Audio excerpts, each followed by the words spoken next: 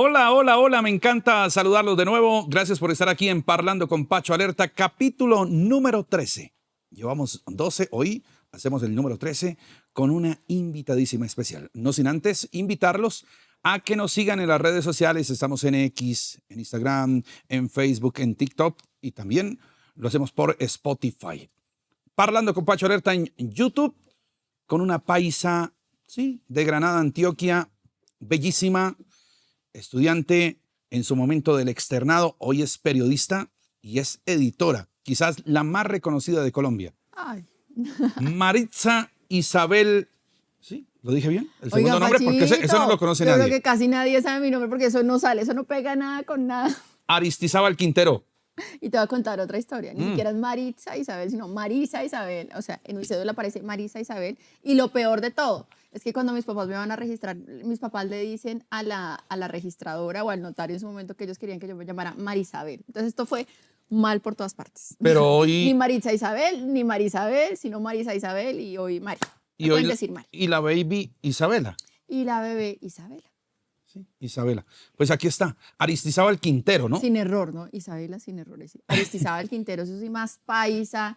La gente dice, pero tú paisa, ¿de dónde? Si no tienes acento ni nada. Bueno, el paisa no está en el acento, está en las costumbres, en la familia unida, en las arepitas por la mañana, en los frijolitos, en la mazamorra, en otras cosas. Es donde se siente la cultura paisa. Decía yo en la introducción que usted es hoy la editora política más importante del país, porque activistas en el periodismo hay muchos.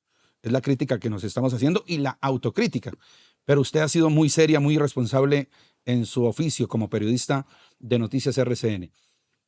Lo que no sabía Mari, porque así la llamé toda la pandemia, Mari Bella, mi Mari Bella, Mari Churra. Pachito, no soy capaz de decirle ni Francisco ni Pacho, sino Pachito, Sí, Pachito. Mari Bella, yo no sabía que más que periodista usted quería ser médico, hoy lo puede decir la Real Academia de la Lengua, médica forense. Sí, ¿Eso es cierto? Sí, imagínate que yo quería ser médica forense porque yo veía todas estas series en donde los investigadores descubrían quién era el asesino cuando era chiquita. Entonces yo digo que muchos de los modelos o del camino que uno se va forjando es por esto que te va llegando por los medios de comunicación.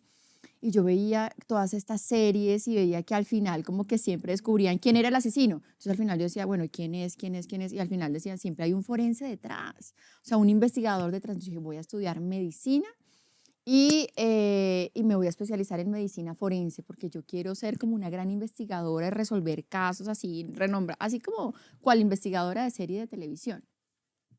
Y yo me presenté, de hecho, para Medicina en la Nacional. Yo dije, me voy con toda por Medicina en la Nacional, porque además Medicina es una carrera muy cara. Entonces yo dije, si paso Medicina en la Nacional, porque mis papás, digamos que yo vengo de una familia que en su momento tuvo muchísimas carencias y muchísimas dificultades económicas, que la gente hoy en día no lo sabe, ¿no? Ellos hoy en día, gracias a Dios, están muy bien. Entonces yo dije, si es Medicina, que es una carrera tan cara, tiene que ser en la Nacional, porque no me puedo dar el lujo de estudiar Medicina en una universidad privada. Y si no, por el externado, que ahí como que medio nos vamos acomodando con préstamos, con movidas que hizo mi papá, y estudió entonces periodismo. Y no pasé a Medicina en la Nacional, y pasé de una, es decir, yo tuve la entrevista y de una me dijeron, listo, tú ingresas en el externado, y pues empecé a estudiar periodismo.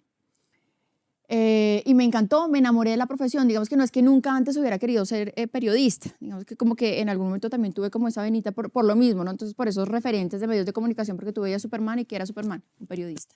Que era el Hombre Araña, un periodista. Y tú veías que había muchos periodistas que como que hacían parte de todos estos modelos de superhéroes o de personas que ayudan a la gente, que descubren cosas. Entonces, me fui yendo por el periodismo. Yo quería hacer como periodismo de investigación o periodismo de guerra, ¿no? Entonces yo me veía también por allá con mi casco azul en la guerra en Medio Oriente reportando, pero nunca, nunca, o sea, de verdad lo puedo jurar, así que poner sobre piedra, me imaginé que yo llegara a ser presentadora y no llegué al periodismo con esa intención de llegar a ser presentadora, sino que alguna vez me pidieron un casting y bueno, y así poco a poco me fui formando. Sí. Usted habla de la familia, del apoyo incondicional que dieron ellos. Hablo de Nelcy y de Oscar, sus papás. ¿Qué significaron ellos para dar ese paso hacia el periodismo? ¿De pronto hubo un empuje más de su papá que de su mamá? No, mi papá le encanta, mejor dicho, mi papá se moría porque yo fuera periodista. O sea, él era como que sí, mi papá quería esto, ¿no? Esto también es una cosa, ¿no? Mi papá quería que yo fuera periodista o tenista. Entonces, sí, pero tenista sí, por ningún lado, porque yo sé, la persona más amotriz, cero deporte, cero correr, cero nada. O sea, él quería que yo fuera tenista y jamás en mi vida había tenido una raqueta en la mano.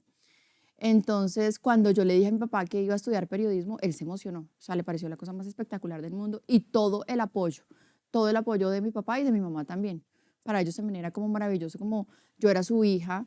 Ellos, digamos que en medio de todas las dificultades que tuvieron, ni siquiera pudieron terminar el colegio. Entonces era como su hija la que ya iba a entrar a hacer una carrera profesional y yo soy de las nietas mayores, entonces es como la primera que entra a la universidad. Entonces para ellos era un orgullo gigantesco. Para mí en su momento todo era muy natural, pero ya con el tiempo es que yo empiezo a entender de verdad como todos esos esfuerzos que hacen mis papás y por eso lo que tú dices, ellos para mí hoy son absolutamente, bueno, no digo que todo porque tengo a mi esposo y tengo a mi hija, pero son dos personas muy importantes a las que ellos saben, les debo absolutamente todo, les agradezco por cada cosa que hicieron, porque gracias a ellos es que yo estoy acá. Si ellos necesitaran hoy algo, gracias a Dios no lo necesitan, pero yo haría lo que fuera por dárselos. Ahí está su familia, Ahí mire. están. Estamos proyectando Sí. en Parlando con Pacho Alerta en este capítulo Con mis número 13, sobrinos, ya estamos en la siguiente generación. la unión de la familia, porque decía usted al comienzo es que paisa significa unión, Sí. el encuentro con la familia. El agradecimiento es clave en su vida, ¿no? Usted es una mujer muy agradecida. ¿Cómo les ha agradecido ese La esfuerzo gratitud. del cual usted hablaba de la humildad al comienzo, en el arranque, en la llegada a Bogotá, cuando su papá, entiendo, repartía también arepas en una bicicleta y era difícil de todos modos el medio económico para pagar una universidad privada? ¿Usted termina en el externado? Pachito, imagínate, a ver, mis papás llegan de Granada, Antioquia, a Bogotá, o sea, con una mano atrás y la otra mano atrás, o sea, de la nada. Nosotros llegamos y ellos llegan a vivir a un inquilinato. O sea, yo recuerdo todavía mi niñez viviendo en un cuarto con mis papás, en donde uno tiene que compartir cocina, en donde uno tiene que compartir baño. Incluso ya después empiezan a llegar otros tíos que también vienen de Granada, Antioquia, y empiezan todos a vivir en el mismo cuarto, o sea, todos viviendo en el mismo cuarto. Y pues la forma de rebuscarse de ellos era un poco como haciendo lo que quizás sabían hacer, que era pues arepas y salir a repartir arepas en una bicicleta. Y así poco a poco, pues como que se fueron levantando, ya después hubo como un tema de todos los hermanos, son 9 hermanos y son absolutamente unidos y por eso yo creo que de ahí también viene como el tema que realmente me pueden llamar paisa porque tenemos este tema de la integridad familiar y de todos salimos adelante y entre todos empezaron a hacer como esos pequeños negocios de comercio y a comprar cosas y a vender cosas y a comprar y a vender y hoy en día están muy bien. Y lo que tú decías hace un rato aquí detrás de cámara sobre tu vida, tú decías también muchas de las cosas que le pasan a uno es obviamente por la disciplina, porque mi papá y yo hoy en día me levanto a las 3 de la mañana y yo dije, ¿por qué no? Mi papá yo lo veo todos los días que se levanta a esa hora. De hecho, este fin de semana que pasó me quedé donde mis papás a las 4 de la mañana ya estaba bañado. Pero es un poco la disciplina y el trabajo y el rigor que tú le metas a la vida, pero también Dios. Entonces también nuestra vida es una mezcla entre esa disciplina y la fe. Y salieron adelante y lo que te digo, pues hoy están muy bien y son pues de esos paisas que del comercio de San Andresito, y mucha gente lo conoce aquí, o de esos paisas que traen cosas de pues que importan y digamos que les ha ido muy bien, gracias a Dios. Y entre todos ellos empezaron a construir esa escalerita para irse subiendo.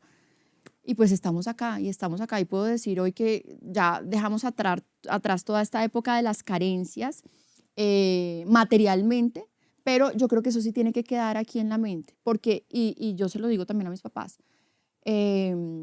pase lo que pase, donde yo esté, y yo todos los días me levanto diciendo, Señor, humildad, humildad, humildad, sencillez, sencillez, sencillez, porque creo que eso lo tenemos que dejar atrás materialmente, pero emocionalmente tiene que estar acá, porque eso es lo que te puede abrir a ti la puerta para otras bendiciones, para otras cosas maravillosas que Dios te tiene preparado, o el mundo, o el destino, o en lo que tú creas. Entonces, digamos que yo no hablo, y tú te habrás dado cuenta, yo no hablo abiertamente de mi pasado y de las necesidades que pasamos y de las cosas que tuvieron que hacer mis papás para sacarme adelante. Porque pues una cosa es cuando tú estás chiquito y estás en un colegio, que ellos tenían la posibilidad de meterme en cualquier colegio. Eso sí, siempre estuve en colegios privados. pero pues para ellos era una necesidad, pero ya imagínate uno con esas necesidades pagando una universidad privada, que no era la carrera más cara, pero era una carrera muy cara. Entonces, incluso hasta hace muy poco, en mi último cumpleaños, que yo no tenía ni idea de nada, estaba yo con mis mejores amigas porque hice un cumpleaños muy chiquito y mi papá empezó ahí a hablar de la nada, porque mi papá es un súper hablador, pues ya a contar historias así. Me dice, yo sé que Mari no sabe esto, pero cuando ya estaba en la universidad, digamos que ya como él tenía como su propio negocito chiquito, no sé qué, y estaba buscando otras entradas y en ese momento había comprado una buseta, en ese entonces todavía eran las busetas.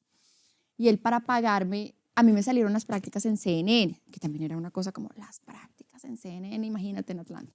Pero pues yo no tenía, además eran unas prácticas que no te pagaban, solamente te daban una tarjeta para el metro y pues la seguridad social. Entonces eso, para mí era como que, ay, no, me voy a ir a hacer prácticas, normal, como que yo no era tan consciente de si había o no había plata. Y entonces papá me dijo, para que ella se pudiera ir a hacer esas prácticas, a mí me tocó vender esa bucetica que yo había comprado en ese momento para tener los recursos para realmente financiarle eso. Yo decía, no lo puedo creer. Y eso, como que ese tema de que hacen las cosas por ti sin echártelas en cara, sin decirte, es que yo hice esto por ti, es que yo vendí esto por ti, es que yo decía, de verdad, qué familia tan maravillosa la que tengo, porque lo hicieron realmente por mí.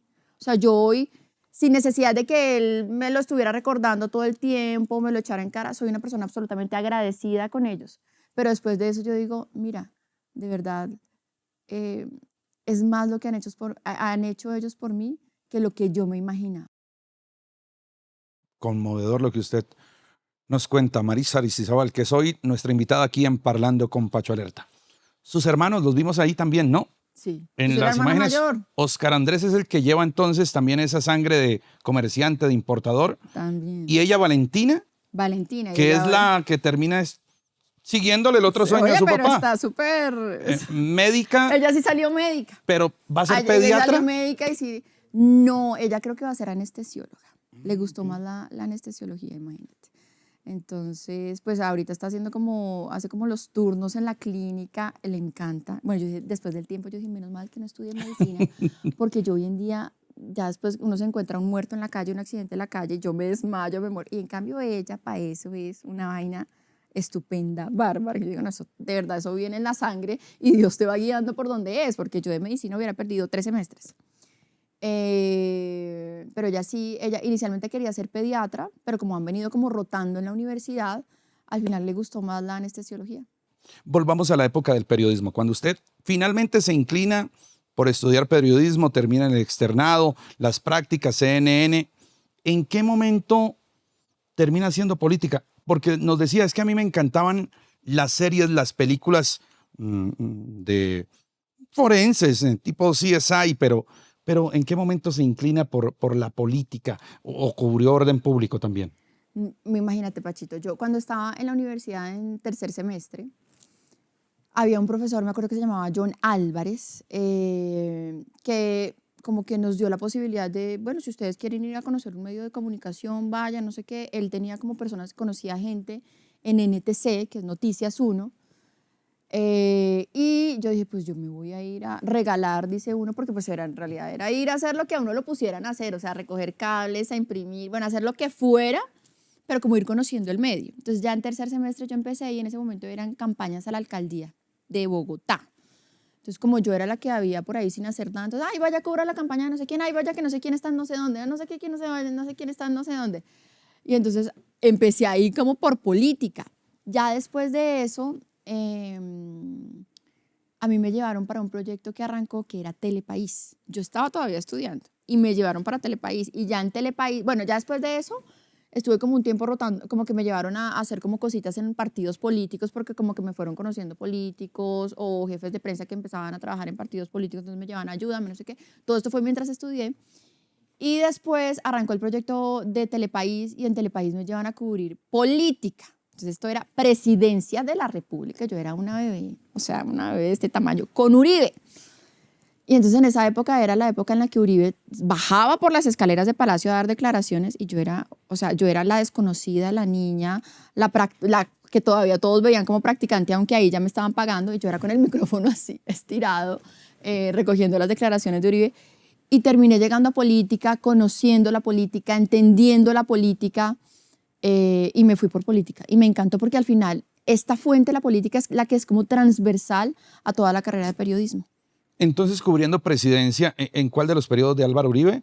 En el último. Porque tuvo dos. No, en el último, sí. En el segundo periodo. ¿John Álvarez es ese periodista que siempre ha estado vinculado al Partido Liberal? Entonces, ¿El no, mono? John Álvarez, el profesor, es uno, que Sí. coincidencialmente se llama igual que John Álvarez, el del Partido Liberal, pero fíjate que después yo terminé también trabajando en el Partido Liberal con John Álvarez.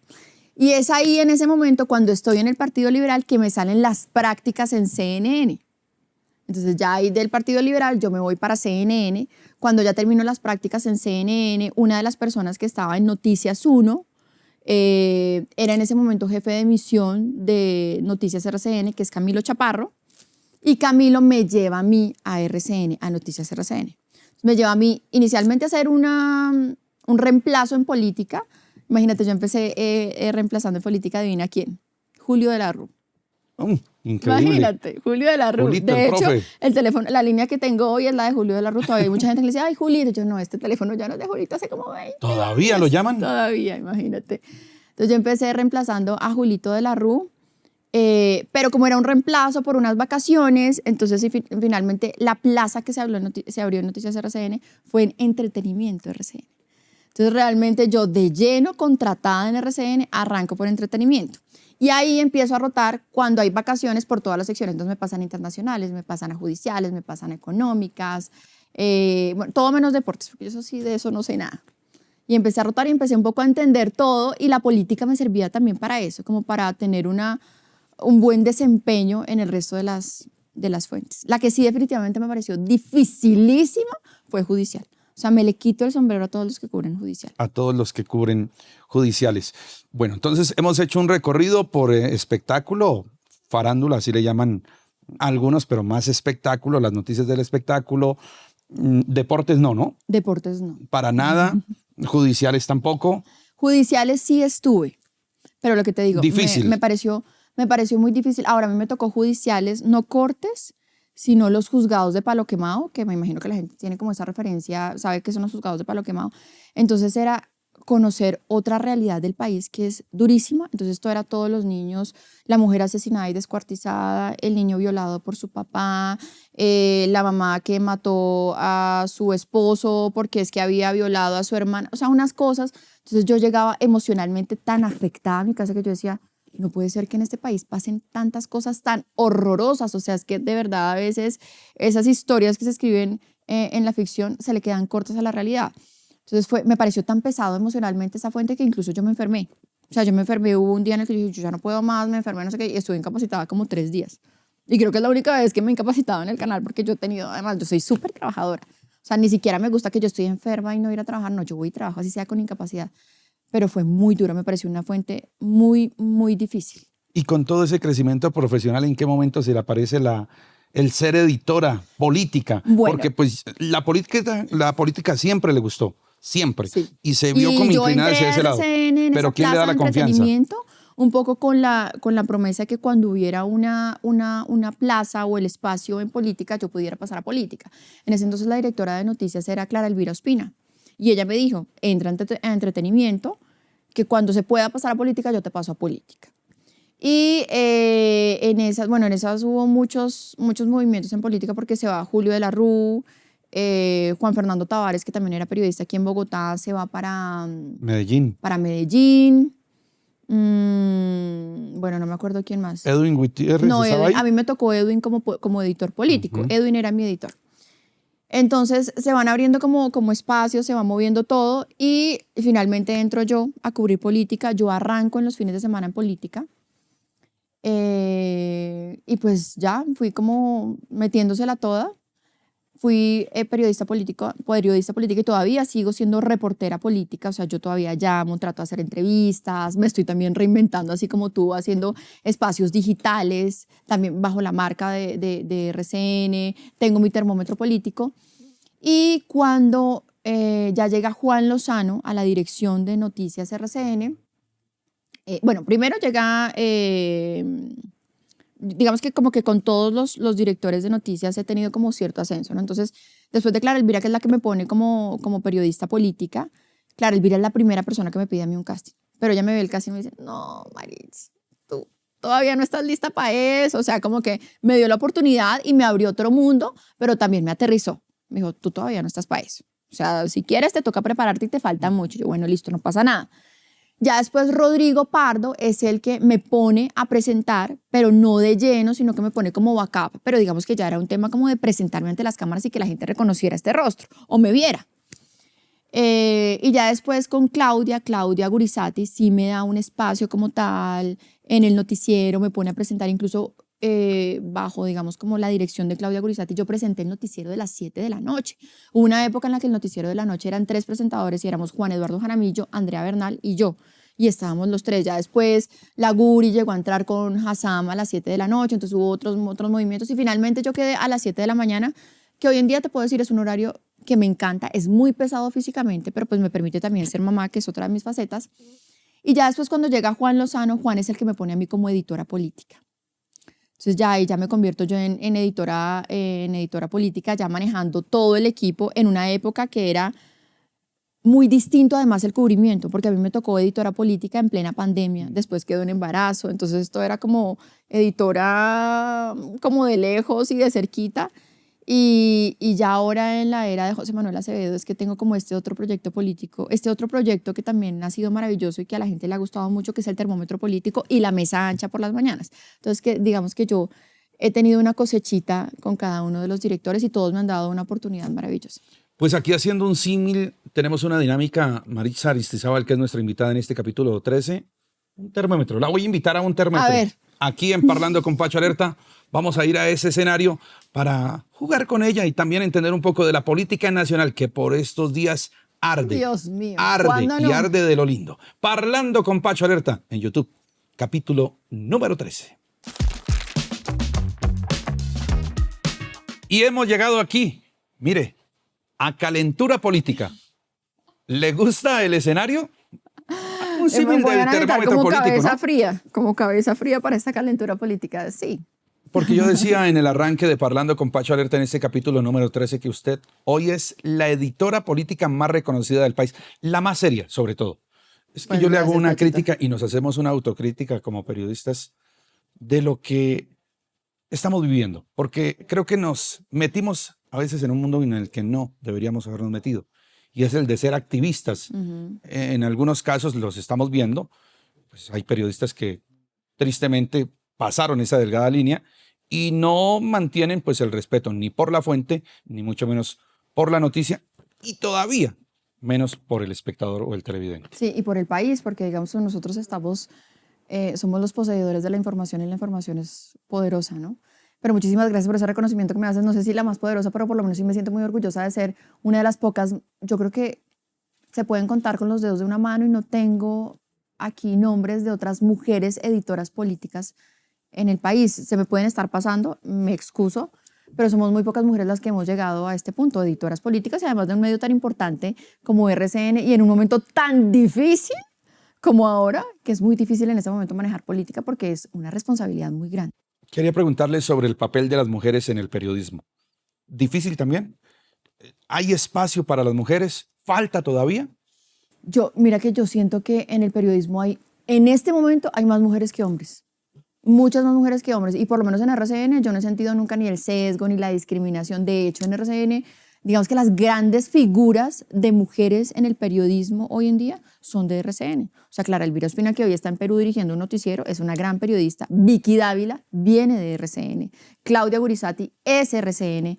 Hoy en día en Noticias RCN tenemos 2 jefes de emisión que son mujeres y una editora política que es mujer. Entonces creo que por lo menos en RCN, en el canal RCN, Noticias RCN, el tema de las mujeres es como por igual.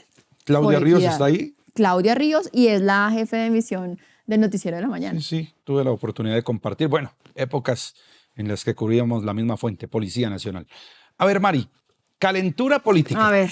Quiero ¿qué que será calentemos esto, un Dios mío? poquitico Parlando con Pacho Alerta, hablando de personajes que no solo usted cubre, sino que cubrirá en su ejercicio como periodista y editora política del territorio. Le voy a mostrar la primera imagen. Son 5 imágenes. Ok. Mire, decía usted en la sección anterior que le tocó cubrir el segundo periodo de Álvaro Uribe Vélez. Sí. Su situación hoy no es fácil. Está enfrentando un proceso judicial.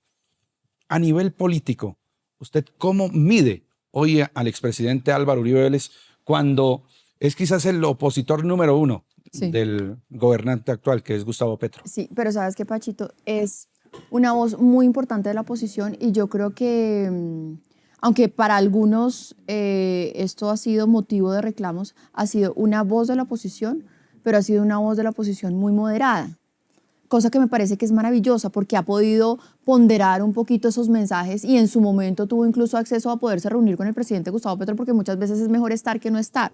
Claro, hoy en día ya le está también tocando alzar un poquito más la voz porque está representando un espectro político y sigue siendo una persona muy importante en el país. O sea, es que Álvaro Uribe Vélez, yo creería, no estoy diciendo que yo votaría por él, ni que yo soy uribista, ni nada, creo que él hizo cosas muy importantes en su gobierno, que hay que reconocérselas, porque yo te digo, yo vengo de Granada, Antioquia, y yo vengo de Granada, Antioquia en un momento en el que Granada, Antioquia, uno viajaba a Bogotá por tierra y era fijo que le tocaba un retén de la guerrilla.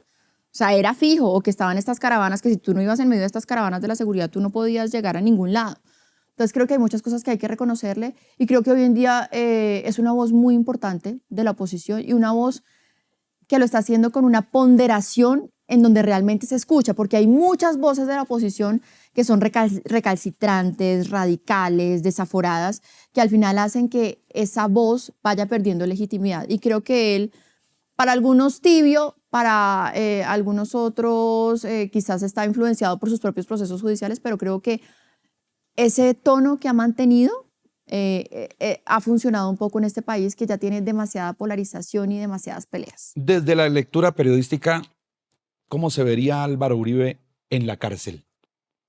Yo creo que sería muy grave para el país porque, digamos, más allá de que tenga todos estos procesos judiciales, obviamente digamos que pues en justicia la justicia tendrá que resolverlo. Pero también es cierto que el presidente es una persona que tiene una altísima popularidad. O sea, más allá de si creo en su inocencia o no, que no es el tema en este caso, pero es una persona que tiene una altísima popularidad. Y es una persona que tiene una cola detrás porque es que hoy en día hay gente que se dice uribista. Y uno puede decir, es casi el 40% de la población que se dice uribista y tiene un movimiento político al que reconocen y que se reconoce y que tiene una voz muy importante en el gobierno. Entonces yo creería que eso podría derivar en una polarización más profunda de este país. Bueno, viene la segunda imagen, la segunda silueta en Parlando con Pacho Alerta. El hoy mandatario de los colombianos, el tan polémico Gustavo Francisco Petro Urrego. Polémico porque está hoy en el ojo del huracán su gobierno por el escándalo de la Unidad Nacional de Gestión del Riesgo y Desastres. Le pregunto sobre Gustavo Petro. Investigaciones. Usted está preparando una columna que seguramente va a ser de las más leídas por estos días en Colombia sobre las investigaciones al gobierno Petro. Estos escándalos han salpicado, han dañado lo que en algún momento confiaron los colombianos, que fue ese cambio que él vendió en campaña. Yo creo que sí. Yo creo que sí porque yo conozco a Gustavo Petro cuando era senador y me parece que era un senador absolutamente admirable. Hacía unos debates de control político que realmente lograron desempolvar muchos escándalos de corrupción en el país. Pero ya al final cuando llegó al gobierno, sobre todo que llega con una promesa de cambio, finalmente termina rodeándose por la misma clase política que no estoy diciendo que él esté directamente involucrado, incluso yo creería que con lo poco que lo conozco y lo poco que sé directamente de él, yo creería que él no ha aceptado ninguno o no está al frente, al tanto de todos estos escándalos de corrupción o de ninguno de estos escándalos de corrupción, pero terminó rodeándose de la misma clase política e incluso más corruptos que los que ya estaban y pues su gobierno terminó mancillado por la corrupción. Entonces no significó el cambio que prometió en campaña y es una tristeza porque yo creo que este país en medio de tanta polarización y en medio de una trasegar político tan difícil, sí se merecía que tuviera un presidente de izquierda, realmente de izquierda, que llegara a cambiar muchas cosas de la estructura política en este país. pero por donde va, creo que esta oportunidad se está desaprovechando. Sobre todo porque incluso más allá de los discursos, o incluso más allá de los escándalos políticos, es por el tono a veces radical y cerrado que él está teniendo, que no permite un diálogo o ese verdadero acuerdo nacional, no con otras clases políticas, sino con la gente. Por ejemplo, desconocer esta marcha del 21 de abril en donde varias personas salieron a decirle, oiga, por ahí no es. Entonces, creo que está cometiendo muchos errores. ¿Qué pasaría en el país si se cocinara el golpe blando del que tanto advierte Gustavo Petro? También sería muy grave. También sería muy grave porque creo que es importante en medio de todo que el presidente Gustavo Petro termine su periodo, que lo dejen gobernar y que no se siga, no sé si esto realmente esté pasando, pero que por lo menos no se mantenga en el discurso este tema del golpe blando, porque lo que están haciendo es que están desviando toda la atención sobre las cosas que realmente están pasando, sobre los verdaderos escándalos de corrupción, y no están dejando tampoco que el gobierno pueda ejecutar lo poco que puede ejecutar. Entonces, al presidente hay que rodearlo como presidente de la República. Hay que ayudarle si se le puede ayudar a gobernar y hay que dejarlo que termine su periodo, por supuesto que sí. Eso no nos exime de estar haciéndole un escrutinio permanente, como es nuestra tarea como periodistas o como ciudadanos. ¿Qué es lo que debe entender la opinión pública? Tercera silueta, tercera imagen. Mírenla. Gustavo Bolívar. Algunas producciones, claro, también de nuestra casa periodística se han hecho desde la autoría de Gustavo Bolívar. Sí. Hoy es integrante, hace parte del gobierno de Gustavo Petro. ¿Lo conoce? ¿Tuvo usted la oportunidad de cubrir? No lo conozco personalmente, he tratado muy poco con él, pero te tengo que decir una cosa. Yo sé que él es una persona muy polémica, pero las pocas veces que he podido hablar con él, creo que genuinamente él es una persona que confía en Gustavo Petro, que cree en él, que cree en su proyecto político. Y yo podría decir que es un tipo que está muy al margen de los casos de corrupción y que él a veces sale a cometer muchos errores y muchas imprecisiones públicas, sobre todo ahora que está al frente de un departamento que necesita tanta tecnicidad como el Departamento de Prosperidad Social. Pero creo que él humanamente es un buen ser humano. Falló al abanderarse en su momento, así no le guste a él que insistamos en este tema de la primera línea. Es una cosa que a mí ideológicamente me parece que es un error político, pero creo que él en su interior genuinamente creía en eso, que era la lucha de unos jóvenes contra el establecimiento, y él estaba en ese rol en ese momento, más allá incluso de buscar una popularidad o de buscar votos a través de eso. Creo que él genuinamente cree en eso. Para mí fue un error político y una alineación ideológica que hoy en día le está costando mucho también. Cuarta silueta, la cuarta imagen, aquí está. Mire, porque así... Oye, es de las personas más difíciles de leer. Es Armando Benedetti, ¿no? demasiado polémico, es una persona demasiado polémica, tiene muchos escándalos detrás. Yo creo que a la justicia le falta investigar y llegar a fondo en casos como los de Armando Benedetti. Justamente en esta columna que estoy preparando, que sale ya en estos días, muchos de los escándalos que estoy reseñando son precisamente protagonizados por Armando Benedetti. Pero también es un tipo que, porque yo en esta tarea de periodista, lo que hago siempre, y se lo quiero contar aquí a las personas que nos están viendo, todos los datos que yo saco en el termómetro político son porque llego a la fuente directa o a una persona que estaba en la reunión. Mejor dicho, no es un chisme, es un dato. Entonces, para corroborar muchos de los datos del termómetro político, que muchas veces son del mismo Benedetti, yo llamo a Armando Benedetti y le digo, esto es cierto, esto no es cierto, y él me contesta. Y me responde con su costeño así arrastrado y a veces un poquito con un tonito medio zafado, pero me contesta. Entonces es una persona que es muy difícil de leer. Pero yo creo que hay que llegar a fondo en el tema de las investigaciones con él, ya sea para que lo declaren inocente o culpable, pero la justicia en esto se ha quedado un poquito corta. ¿Sería un manjar para el termómetro político el que prendiera el ventilador? Pues, ¿Considera usted que media clase política se va a la cana? Por supuesto, por supuesto. O sea, yo si algo creo de Benedetti es que tiene secretos de toda la clase política en este país. O sea, sí estoy absolutamente convencida. Y el quinto, o la quinta imagen y el quinto personaje. También es una Roy persona, Barreras. oiga, también es una persona muy polémica, pero tengo muy buena relación con él también. ¿Ah, sí? También tengo muy buena relación con él. Mira que la gente a veces a uno lo ve y lo alinea ideológicamente con algo, con alguien, y yo tengo buena relación, bueno, digamos, una buena relación periodista-fuente con todo el mundo.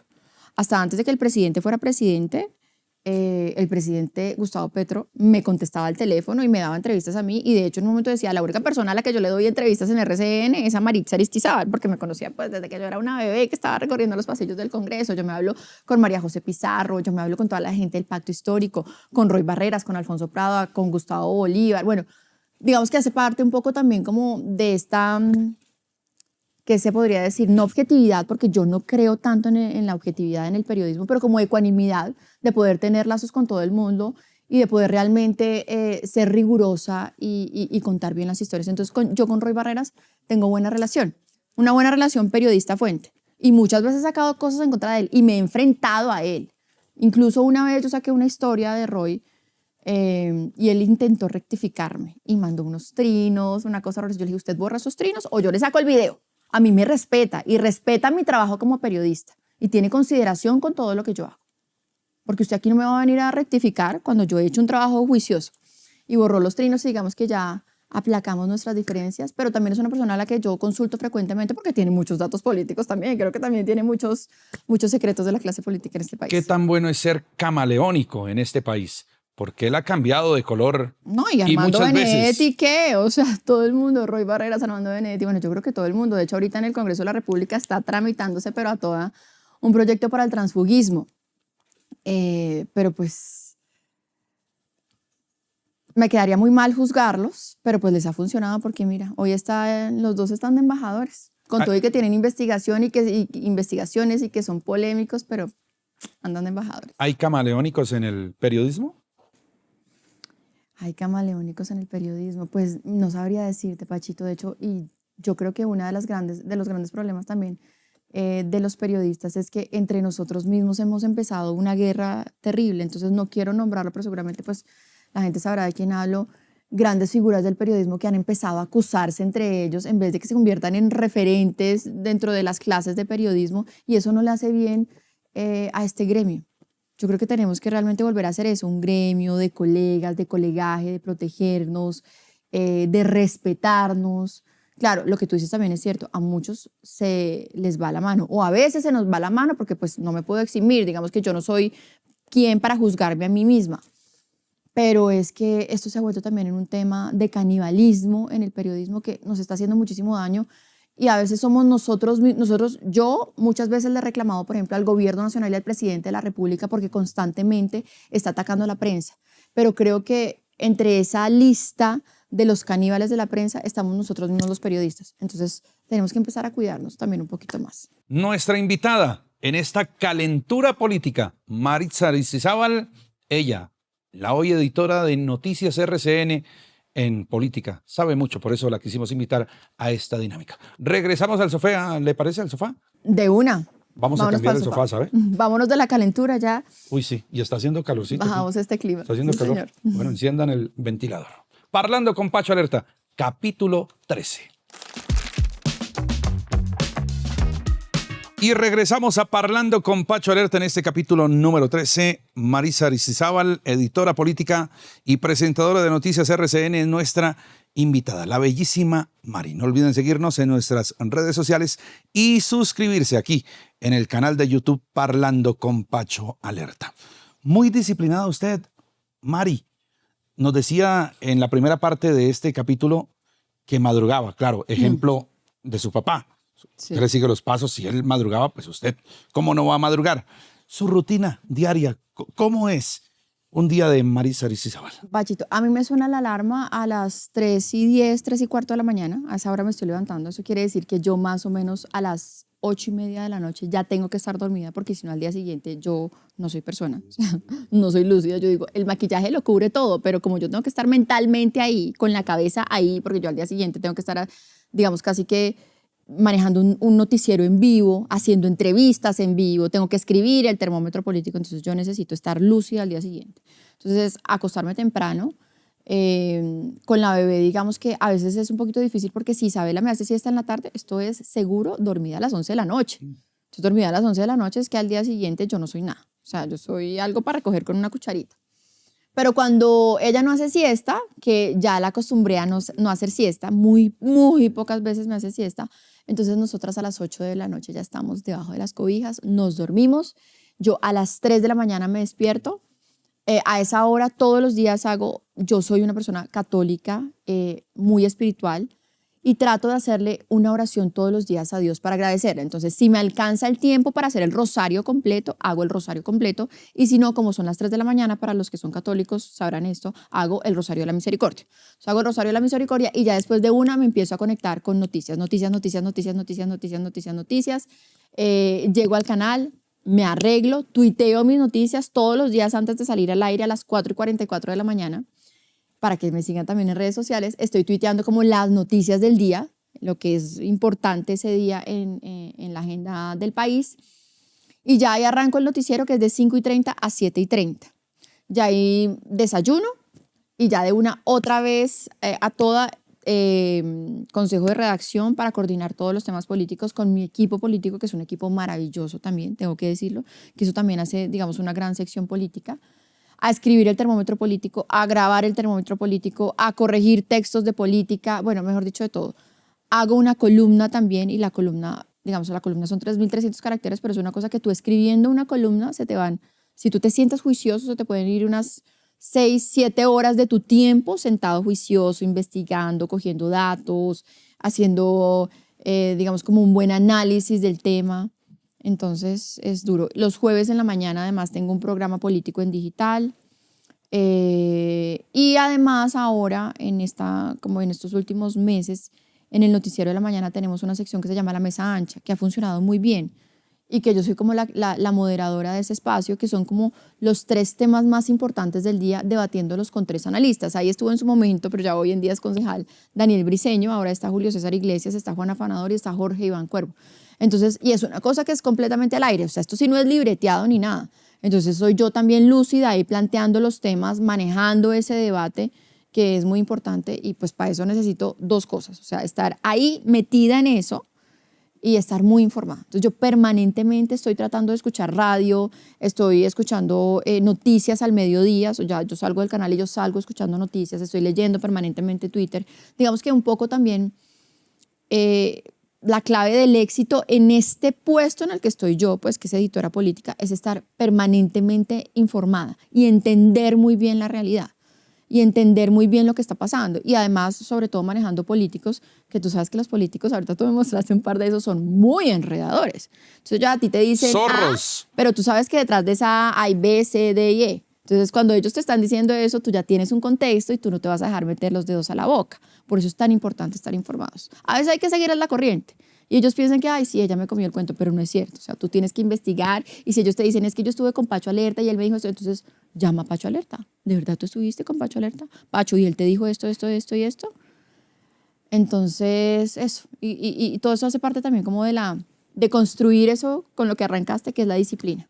Sí, juiciosa. Además, porque usted fue excelencia académica siempre en su colegio. Y en la universidad. Muy cuadriculada, Mari. No le gusta el desorden. Lo detesta. Es más, cuando usted organiza un evento Ay, en su Dios casa, mío. el señor Moya tiene que irse, tiene que desaparecerse, porque usted no acepta opinión alguna. Sí, sabes que sí, yo soy muy cuadriculada, horroroso.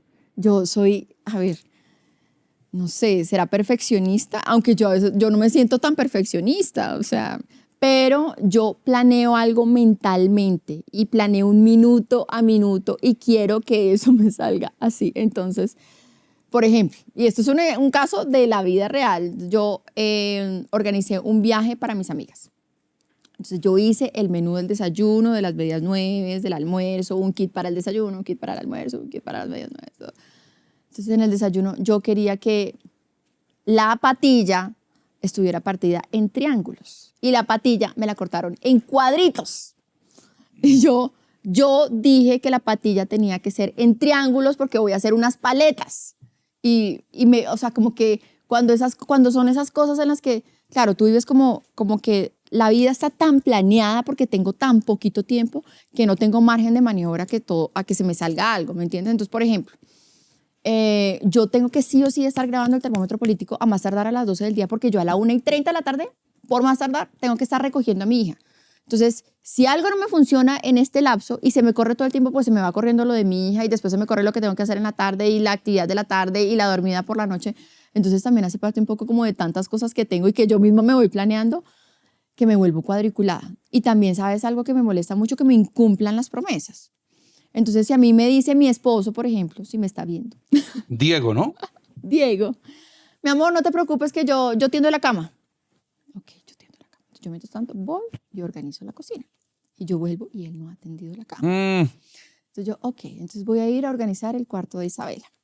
Y yo vuelvo y él no ha tendido la cama. Entonces no es un tema de, es que tú eres un desordenado, sino de tú me hiciste una promesa, o sea, por boba que parezca, tú me hiciste una promesa y yo estoy esperando a que tú me cumplas esa promesa. O sea, o promesas grandes o promesas chiquitas como tender la cama. Pero a mí el tema de la palabra de una persona para mí es valiosísima. O sea, si tú me dices, Mari, este fin de semana nos vemos, no sé qué, mi mente está programada que nos vamos a ver este fin de semana o que vamos a ir a... Ese fue el día que nos cuadramos nuestra primera foto juntos. Mi mente está programada a que vamos a hacer eso. Y si me cambian los planes, yo soy, pero ¿por qué me cambian los planes? O dime, ¿vamos a cambiar el plan? ¿Qué te parece si hacemos esta otra cosa? Porque tú me programas mentalmente para una cosa, pero hacemos otra. Y ese fue el día que nos comprometimos. ¿En moto fue la primera cita? En moto fue la primera cita y fue una experiencia particular, ¿no? Porque entonces Diego en ese momento tenía una moto de alto cilindraje que es la cosa más incómoda del mundo. Tenía esa moto, la cosa más incómoda del mundo para el que va atrás. Esa moto, ahí yo no me estoy montando en la moto, no, eso es de mentiritas. La moto está realmente parqueada. Pero es la cosa más incómoda del mundo para el que va atrás. Entonces nosotros nos fuimos, nuestra primera cita fue a cenar en La Calera, que para los que viven en Bogotá, pues La Calera es una vía así, curva. La vía La Calera, perdón, la circunvalar. Entonces él hacía un giro y la rodilla me tocaba el piso y yo me estaba escurriendo así. Yo me acuerdo que él me hacía así como acomodando. Yo decía, me voy a morir. O sea, esta es mi primera cita, pero voy a salir muerta de acá. Claro, y ya después del estrés, aparte de todo, ¿no? Entonces yo me había ido, yo no tenía la experiencia de montar en moto ni nada. Yo me había ido con mi labial rojo espectacular, pues mi pinta de negro. Yo me quito el casco y se me corre todo el labial rojo. No, o sea, fue una cita horrorosa. O sea, primero casi me caigo de la moto, se me corrió el labial, en medio de la cita se me riega el vino, me chorreó de salsa de tomate. Yo digo, aquí no va a pasar nada, o sea, ¿qué dos? Y mira, terminamos casados. Y de ahí está el producto Isabela, a la que usted atiende después del mediodía, con la que juega, con la que pinta. Sí. Y con la que comen donas. Ay, Dios mío. Su debilidad. Me encantan las donas de chocolate. Mi debilidad. Sí, la de Marisa Lizizábal. Mi debilidad son las donas y pues Isabela me lo heredó. O sea, usted no le ha declarado la guerra al azúcar. No, cero. Mira, bueno, no sé, esto no le estoy contando porque sea bueno ni porque sea malo. De hecho, a veces ya hoy en día con este mundo de gente tan fit y con unos hábitos tan espectaculares, decir esto es como que, uy, qué pena. Pero yo hago cero ejercicio. O sea, cero. Es que nada, absolutamente nada de ejercicio. Nada. Yo no me cuido en nada. O sea, a mí lo que se me atraviese y me guste, me lo como. Si es una hamburguesa, me como una hamburguesa. Si es una pizza, me como una pizza. Si es una bandeja paisa, me como una bandeja paisa. Si es una ensalada, me como una ensalada. Lo que sea, me lo como. O sea, yo no me cuido para nada. Pero no estoy, digamos, pasada de peso. Tampoco porque hay gente que dice, ay, no, pero es que tú eres flaquísima. No quiero decir que sea flaca, ni que sea esbelta, ni nada. Pero pues me mantengo como en un peso. Yo creo que también eso es un poquito debido a mi rutina. Es que yo me levanto a las 3 de la mañana. Y digamos que desde las 3 de la mañana hasta las 7:30 de la mañana que yo me puedo sentar a desayunar, yo no como nada tampoco. Pero pues de resto yo como lo que sea. No me siento orgullosa de eso tampoco, porque no estoy diciendo que esos sean los hábitos más saludables del mundo. Pero me mantengo. Por lo menos en peso me mantengo. ¿Por qué la que dedica las canciones en la relación es usted? Te lo pido, por favor. Sí, me encanta. Esa canción me encanta, sí. Es cierto. ¿Es usted la que dedica canciones? Diego no es tan detallista. Ya sabemos que no tiende la cama. Ya nos enteramos todos. Pero ¿qué tan detallista? Bueno, claro que el anillo de compromiso, opa. No, no, no, no, no. Diego es una persona absolutamente detallista. Lo mío es lo de las canciones. Pero Diego es del que sale con ramos de rosas, él es el que lleva a los mariachis, él es el que da regalitos, él es el que organiza cosas, él es el que organiza salidas. Él es una persona muy, muy detallista. ¿Están Muy pensando, detallista. ¿están pensando tener otro hijo? ¿O muy difícil con la rutina que nos contó? 3 de la mañana y a veces 11 de la noche. Claro, a ver, nunca he cerrado la puerta a tener otro hijo. Y no la voy a cerrar, digamos que pues ya esto es una cosa como de, vamos a ver qué nos va dictando un poco el camino. Sí hubo un momento en el que yo dije, sí quiero tener otro hijo, sí quiero tener otro hijo, sí o sí o sí, o sí. Fue cuando estaba en embarazo, en plena pandemia, además que estar embarazado en pandemia fue muy duro. Ahí salíamos por las mañanas contigo, en el noticiero, de hecho. Bueno, nunca he cerrado la puerta a tener otro hijo, pero creo que no físicamente, sino como que te digo, a ver, el momento de la vida en el que estoy me dice, un hijo requiere demasiada responsabilidad y tiempo. Entonces no sé qué tan fácil sea uno levantándose a las 3 de la mañana para ir a atender 2 hijos. Es que uno, pero 2. Además que esos primeros años, digamos, ese primer año es un año complejo, o sea, lactar, o sea, es que, no sé, pero para los hombres es una cosa natural, porque ellos que lo hagan los demás, pues lo hace la mujer, pero tú te tienes que levantar cada 2 horas a lactar, después de lactar te tienes que extraer, después de extraer te tienes que lavar teteros, tienes que esterilizar, tienes que lavar ropa, tienes que estar pendiente de una cosa, de la otra, no sé qué, y además hoy en día hay tanta información que a veces yo digo, uy, este exceso de información también a veces nos abruma, entonces que el colchón tiene que ser así, que la ropa tiene que ser así, que gorro no le pongas, otros que de gorro sí le pongas, que no lo pongas al sol, que sí lo pongas al sol, entonces eso es como que, uy, pues pucha, ¿qué es todo esto? Y al principio como los bebés, pues tú tienes cero comunicación con ellos, o sea, tú no le entiendes, tú no sabes por qué estás llorando, entonces eso también es, pero ¿por qué llora? Ya te cambié el pañal, ya te di de comer, ya revisé toda tu ropa, ¿por qué? Entonces son momentos muy difíciles. Entonces un bebé recién nacido es una cosa compleja, aunque yo te puedo decir hoy en día que mi hija es la cosa más espectacular del mundo. Yo me muero y me derrito por ella. Ella es mi prioridad número 1, 2, 3 en mi vida. Todo en mi vida es ella.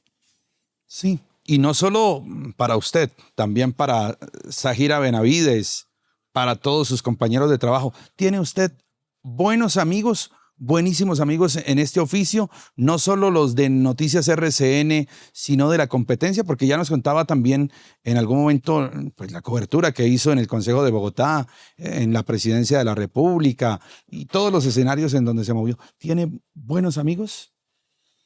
Tengo muchos amigos y tengo muy poquitos buenos amigos.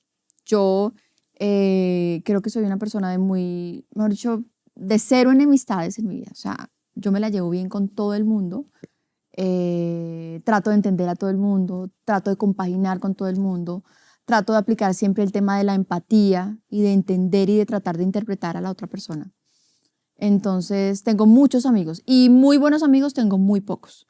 En Noticias RCN tengo que tú mencionabas a Zahira, tengo a Gloribet Pardo, que yo creo que tú la conoces también, Claro. que es una periodista hace mucho tiempo que la amo con todo mi corazón porque es un ser humano grandioso.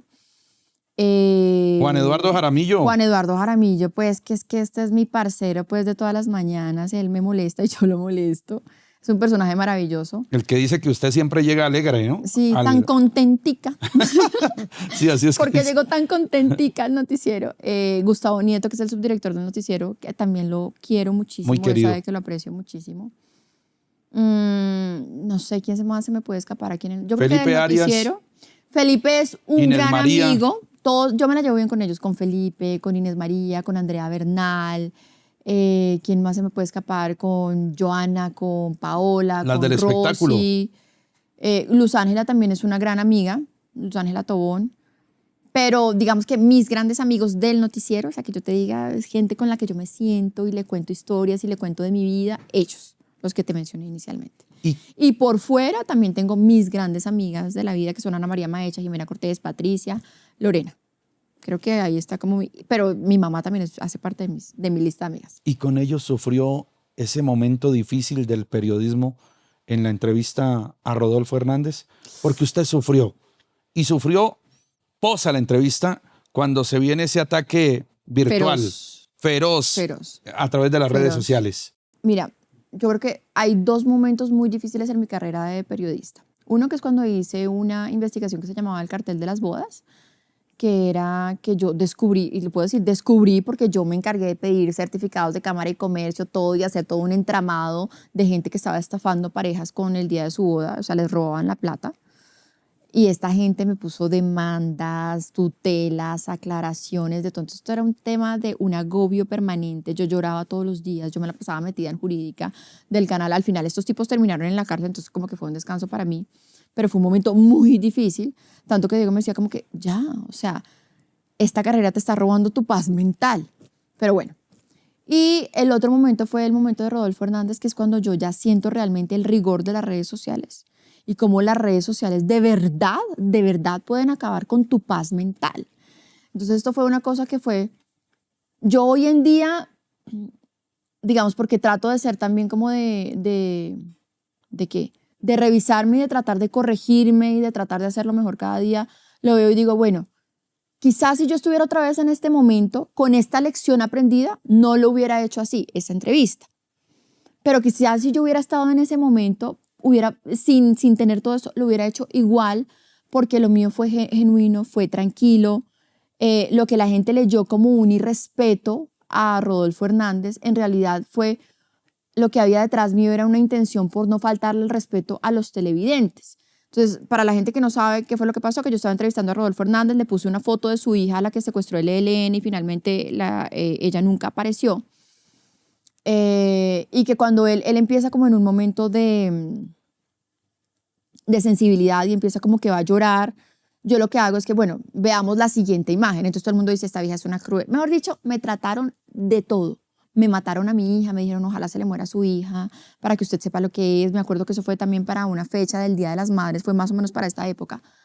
Nosotros viajamos a Medellín y en Medellín la gente en un centro comercial me decía insensible, bruta, criminal. Además que la gente termina asociando una cosa con la otra. Claro, es que usted es de RCN, es que usted es uribista, es que ustedes están acostumbrados a matar a la... O sea, unas cosas horrorosas, horrorosas. Entonces yo decía, si la gente realmente supiera que yo cambié la fotografía porque no quería que la gente leyera como que esto es un espacio amarillista en donde pongo a llorar a los candidatos, pero además de eso, porque antes de empezar la entrevista, que fue un poco lo que se descubrió después, yo ya había hablado con Rodolfo Hernández y yo ya le había mostrado las imágenes y yo le había dicho, mira, le voy a mostrar esta imagen, ¿le parece bien? Sí, voy a mostrar, sí, ¿le parece bien esta imagen? Sí. Él sabía todas las imágenes que yo le iba a mostrar, él las sabía. Y antes de esa entrevista, yo le había hecho otra entrevista a él, en donde él mismo me había empezado a hablar, me había hablado de lo de su hija y del secuestro del ELN. Incluso él en su momento, que me pareció una frase, pues hoy que uno es papá o mamá, entiende un poco el rigor de esta frase, me pareció una frase muy dura que dijo, su hija desaparece porque él nunca accede finalmente a pagar la extorsión. A él lo estaba extorsionando el ELN y le decía, usted me tiene que dar tantos 1.000 millones de pesos para yo liberar a su hija. Y él dice, yo no les di esa plata porque es que yo les doy esa plata y después acaban secuestrando hasta mi empleada del servicio. Y yo dentro de mí decía, pucha, pues uno siendo papá, a mí si me dicen que desembola y délo todo por su hija, uno lo da. Pero digamos que es un tema que él ya había ventilado en muchas otras entrevistas. Entonces yo en ese momento lo que dije es, no voy a convertir esto tampoco como en un espectáculo amarillista de el candidato llorando, voy a cambiar de tema o voy a cambiar la fotografía. Pero pues la gente lo leyó de una forma completamente distinta. Me acabaron en redes sociales, o sea, me acabaron de verdad. Lo que les digo es que hoy en día las redes sociales son una herramienta muy, muy importante, pero pueden ser el arma más poderosa, o sea, incluso más poderosa que un fusil, porque te pueden acabar a ti anímicamente y emocionalmente. O sea, tú puedes entrar en una depresión. Yo ese fin de semana estuve, no te digo que en una depresión, porque una depresión realmente es una cosa clínica. Yo conozco la depresión porque a mí me dio depresión posparto, pero estuve en un estado de, ¿yo qué hice? ¿Yo por qué lo hice? Pero, o sea, y además yo decía, de verdad, si es que yo fuera una periodista maliciosa, cizañera, digo, me lo merezco. Y por eso es que yo todos los días siempre me repito, humildad, humildad, humildad, humildad, porque a veces uno por ganarse popularidad, uno termina cayendo en esos errores de creerse más o de atacar a los demás. Y no, yo sentía que sí, quizás pude haber hecho una mejor entrevista. Tengo muchas cosas todavía que aprender, pero fue un momento muy difícil. Lo único bueno de ese momento, que es algo todavía muy valioso, es el apoyo que recibí de José Manuel, de muchas personas alrededor, de José Manuel, de Juan, que también me escribió en su momento, del mismo presidente del canal, eh, pues porque ellos conocían mi trabajo, de Luis Carlos Vélez, muchas personas que realmente me conocían a mí en la labor del periodismo, que sabían cómo yo hacía el trabajo, que sabía, además que yo para hacer esas entrevistas, yo me esforzaba, yo investigaba, yo mandaba a hacer, me quedaba hasta tarde el día anterior mandando a hacer gráficos, todo. Entonces, digamos que al final, pues me quedé con ese apoyo y ya pues poco a poco se fue como un poco entendiendo qué fue lo que pasó, con todo el respeto, pues el personaje también que es Rodolfo Hernández, pero fue un momento absolutamente difícil, o sea, absolutamente difícil que yo ya hoy en día, hace muy poquito también me convertí en tendencia en redes sociales porque fue por una bobada, o sea, por un trino que puse, pero la cosa más sencilla del mundo, porque además era un trino que no tenía ni siquiera opinión, era una información, pero como todo el mundo siempre está atando lo que tú dices a lo que creen que tú eres, entonces empiezan a armarse especulaciones, empiezan a trinar y a trinar y a trinar y a trinar y a escribir y a escribirte, y el tema de las bodegas es una vaina de verdad tenaz, o sea, acaban contigo y hasta que no, mejor dicho, es que como que quieren asegurarse de que tú ya estés en el piso para pisotearte, es tenaz. Maritza Aristizábal, nuestra invitada en este capítulo número 13, mujer orgullo de Colombia, que fue de las cosas buenas que le pasaron post a esa situación con Rodolfo Hernández y además lectora hoy, sí, de libros de superación personal, ¿no? Me contaron que está leyendo superación personal, motivación. No tanto, ¿sabes? ¿No? No. Me ¿Quién dijeron te que dijo? ¿Mi esposo? Bueno, no sé si, ¿será que es el hombre el que está leyendo? No, es que hace poquito me leí, espérate, ¿cuál fue el libro que me leí? El de los 4 acuerdos. El de los 4 acuerdos. Entonces empecé a hablar con él, a decirle, mira, me leí el libro de los 4 acuerdos, me pareció maravilloso y empecé como a compartir cosas con él. Seguramente él se quedó con la idea que yo estaba leyendo cosas de superación personal, pero no es Para que sea superar lo de la mi tendida de la foco. cama. Que no se quedará aquí. Colombia se que va a enterar de hay eso. uno que se llama hábitos atómicos. Creo que es hábitos atómicos. Y que y uno de los hábitos más importantes es tender la cama. Entonces, de pronto. Del mismo del que habló aquí en un capítulo el senador Miguel Uribe Turbay.